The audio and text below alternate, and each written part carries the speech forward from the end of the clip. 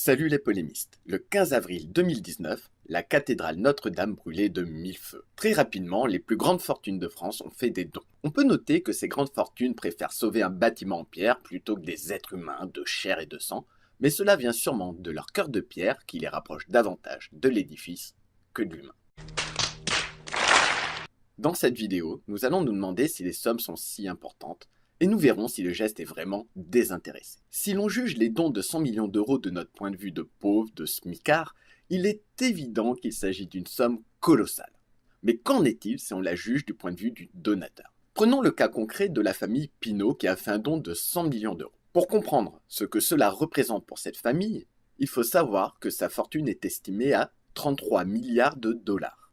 Alors 33 milliards de dollars, ça représente ce que gagnerait une personne au SMIC en environ 1 800 000 années de travail. Ce don de 100 millions d'euros est égal à 0,3% de la fortune de la famille Pinault, ce qui équivaut, pour une personne ayant une fortune de 50 000 euros, à environ un don de 150 euros, ou encore pour une personne au SMIC à environ un don de 4,5 euros. Pour résumer, ces gens-là n'ont pas à être admirés pour un don si petit. On peut alors se demander pourquoi ces dons. Alors pour moi, il y a deux raisons. La première, très simple, l'image. Et la seconde, la défiscalisation. En effet, depuis plusieurs mois, l'image des ultra-riches est écornée, notamment suite au mouvement des Gilets jaunes et le sentiment d'injustice sociale. On sait que les émotions facilitent la manipulation, notamment dans ce qu'on appelle la connivence peur-soulagement. Ici, l'incendie de la cathédrale Notre-Dame provoque la peur. Pourra-t-on la reconstruire? Suivi très rapidement par les dons faramineux des plus grandes familles, ce qui entraîne le soulagement.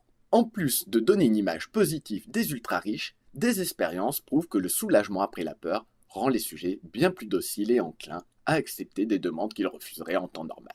Cela aurait sans doute fonctionné sans le scandale de la défiscalisation.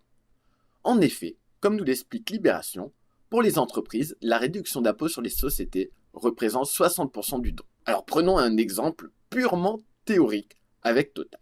En donnant 100 millions, elle se situe en dessous du plafond et pourrait ainsi voir son impôt sur les sociétés allégé de 60 millions d'euros. Autrement dit, si Total faisait un don de 100 millions d'euros, 60 millions reviendraient suite à la défiscalisation à la charge de l'État.